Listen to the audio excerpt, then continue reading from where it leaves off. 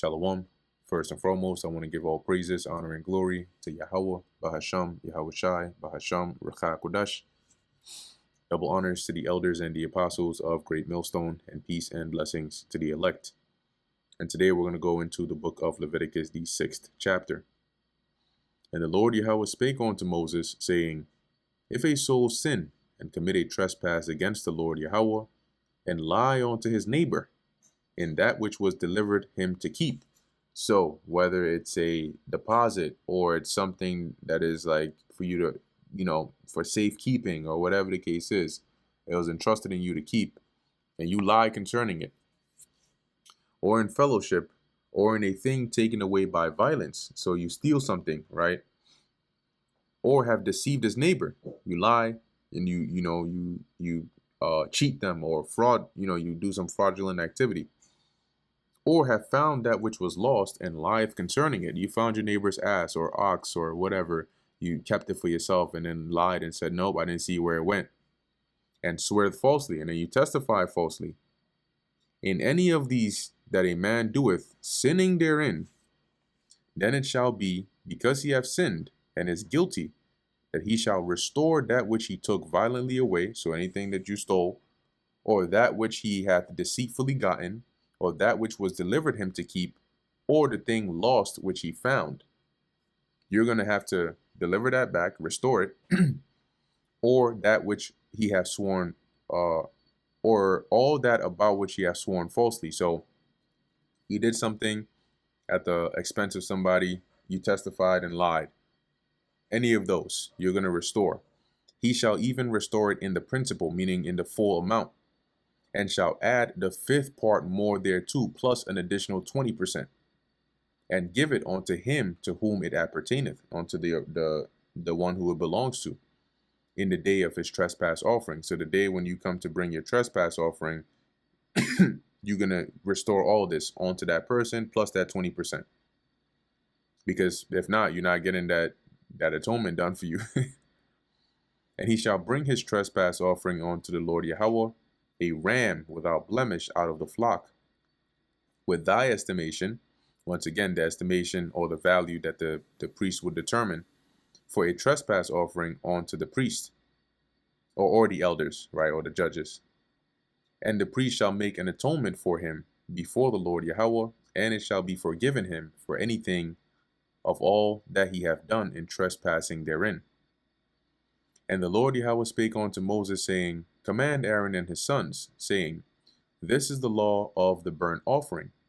It is the burnt offering because of the burning upon the altar all night until the morning, and the fire of the altar shall be burning in it.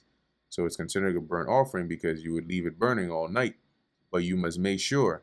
This is basically on the side of the priests, how they are to handle the different types of offerings. And concerning the burnt offering, they're to have it burn, as it says, all unto the morning, but you're also to keep the fire of the altar continuously burning. And the priest shall put on his linen garment, and his linen breeches shall he put upon his flesh, and take up, and as we went into, the breeches being the underwear, right, the what you wear under your garment, and take up the ashes which the fire hath consumed with the burnt offering on the altar, right? So you got to get all that, the burnt ash and all those things. Burnt ash, that's crazy. Clear out all the ashes. And he shall put them beside the altar.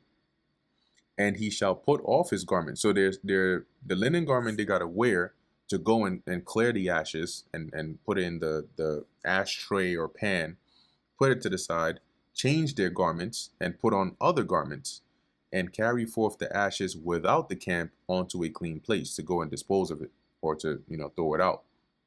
So even to do that, they had to change their garment when doing that. And the fire upon the altar shall be burning in it. It shall not be put out. And the priest shall burn wood on it every morning, and lay the burnt offering in order upon it. This is why you would have the wood on the altar as well, right? To keep the fire burning. And he shall burn thereon the fat of the peace offerings. The fire shall shall ever be burning upon the altar, it shall never go out. And this is the law of the meat offering. So now concerning the meat offering or the gift offering or the grain offering, the sons of Aaron shall offer it before the Lord before the altar. And he shall take of it his handful of the flour of the meat offering and of the oil thereof, and all the frankincense which is upon the meat offering, and shall burn it upon the altar for a sweet savor, even the memorial of it. So the memorial being the handful that he would take for the Lord, unto the Lord. And the remainder thereof shall Aaron and his sons eat. Right after the memorial, the portion that belongs to the Lord is sacrificed or offered to the Lord. The rest will be for Aaron and his sons. With unleavened bread shall it be eaten in the holy place. Right. So, if they were to bake it or make it, it would be unleavened. They cannot add leaven to it. And they would eat it in the holy place, which is in here. In the court of the tabernacle of the congregation, they shall eat it. So it's offered in that court, so you'll eat it in there. This isn't like, all right, I'm gonna take this out back to my tent, and no. It shall not be baken with leaven, because remember, it's flour, right? It's flour and oil and so on. So when you bake it, it has to be unleavened. You're not supposed to add leaven to it and then bake it. I have given it unto them for their portion of my offerings made by fire. That's crazy, right? The Lord shared his portion with Aaron and his sons. It is most holy, as is the sin offering and as the trespass offering. So it's a holy portion. That's why it has to be eaten in the confines of the court. All the males among the children of Aaron shall eat of it. So they're able to eat of it. Okay, those of the children of Aaron. It shall be a statute forever in your generations concerning the offerings of the Lord Yahweh made by fire. Everyone that toucheth them shall be holy. Okay, in the sense that because it is holy, it will make you holy, but only those that were clean, quote unquote, were allowed to eat it, all right, or to have it. And the Lord Yahweh spake unto Moses, saying, This is the offering of Aaron and of his sons, which they shall offer unto the Lord Yahweh in the day when he is anointed. So remember, Aaron was anointed to be the priest. In his case, he would be like the high priest, right? But then that cycle would continue for those after him. So anybody else that would be anointed as high priest, this is the offering in which they would offer, right? As part of that anointing ritual, you could say. So it says the 10th part of an ephah of fine flour for a meat offering perpetual, so continually, half of it in the morning and half thereof at night. Okay, so you would spread that out throughout the day, right? And you would offer it. So you would, as it says here, you would offer the first half in the morning and then the first half at night. In a pan it shall be made with oil. So this is how you would prepare it. And when it is baken, thou shalt bring it in. And the bacon pieces, remember, unleavened, of the meat offering shalt thou offer for a sweet savor unto the Lord. So you're going to take the flour, you're going to add oil to it, and then you're going to bake it unleavened, and then you're going to offer it unto the Lord. And the priest of his sons that is anointed in his stead shall offer it. See, so the next one to be anointed as priest in Aaron's stead, they're going to come and bring the same offering as well. It is a statute forever unto the Lord. It shall be wholly burnt. So it'll be completely burnt. For every meat offering for the priest shall be wholly burnt. It shall not be eaten. Okay, that's the offering that they would offer for their anointing.